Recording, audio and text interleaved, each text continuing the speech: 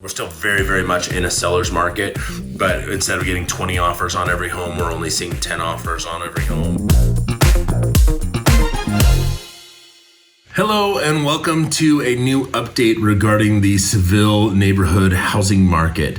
I'm coming at you today with a quick update about what's going on with the housing market, the housing values, the inventory, what's available currently for sale in Seville. If you already own a home in Seville, taking a quick look at what we're seeing home values do and what we expect them to do over the next, period moving forward. Obviously no crystal ball, but just looking at the trends, and I think you'll find this information very helpful. So right now in Seville, there are only 6 active listings. Cheapest listing is $385,000. It's a 3-bedroom, 2.5 bath, 1,600 square foot house, and the most expensive house currently for sale, $725,000. It's a 5-bedroom, 2.5 bath, 3,000 square foot home. So that is what is currently available. Then if we look at what is pending, there are 13 listings currently pending in Seville. And then how many listings have sold in the past 30 days is 25, which is a huge number of homes to have sold over a 30-day period for Seville. And so right now we have a month supply of inventory for Seville of 0.24. In other words, there's basically a 1-week supply of properties available for sale. But with only 13 listings pending, I don't expect that the next 30 days will see so many homes closing in the neighborhood. That is just a huge number of closings for just a 30-day period for one neighborhood.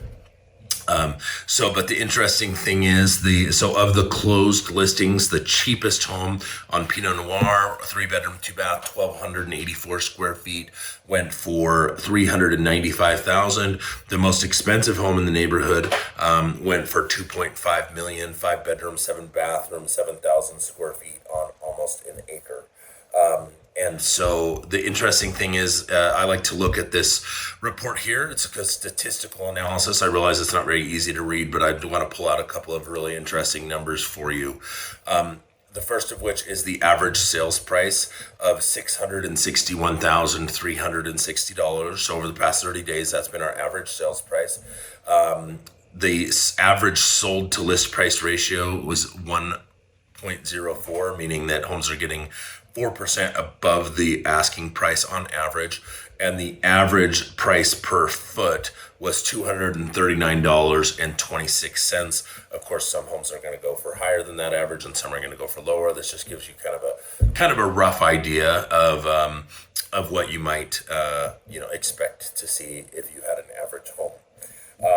And then the thing that's really, really fascinating, I think the part that you guys will like the most out of all these numbers, is what average prices have been doing over the past year. So I went ahead and looked at, what was the average sales price in Seville a year ago? And it was $497,131. So we've basically seen an increase in the average sales price of 33% year over year. And we expect that trend will probably slow down. I don't think you're going to see an increase of 33% over the next 12 months.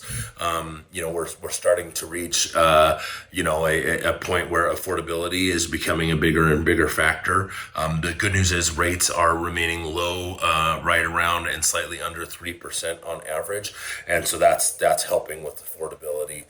But the market as a whole, the whole Phoenix metro area is starting to see, homes are, we're still very, very much in a seller's market, but instead of getting 20 offers on every home, we're only seeing 10 offers on every home, slowing down very slightly. The total number of active listings in the Phoenix metro area is climbing slightly.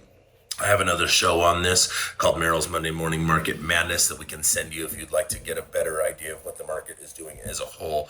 But again, average sales prices will probably continue to increase. My best guess is that we'll probably see an increase of 10 to 15% over the next 12 months, just because of how low inventory is and how many people we have, how much growth we're seeing in the area. Hopefully significantly more.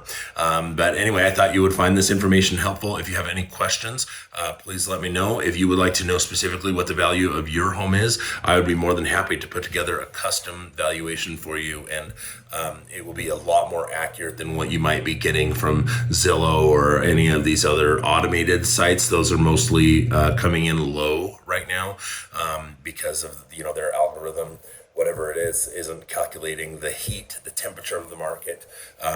And if they're looking at homes that sold 6 months ago, well, home values are up 20% from 6 months ago.